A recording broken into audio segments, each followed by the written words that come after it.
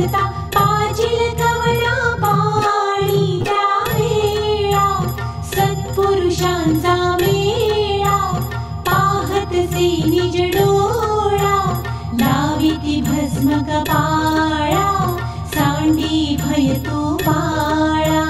श्रीपाद श्रीवल्लभ म्हणती अभय तुझ गोपाळा सांगावे कवडा ठाया जावे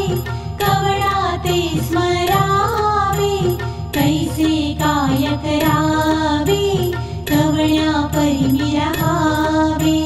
कवळ येऊनी कुरुंदवाडी स्वामी ते मिळवावे सांगावे कवडा ठाया जावे कवडा ते स्मरावे कैसे काय करावे कवड्या परिमी रहावे।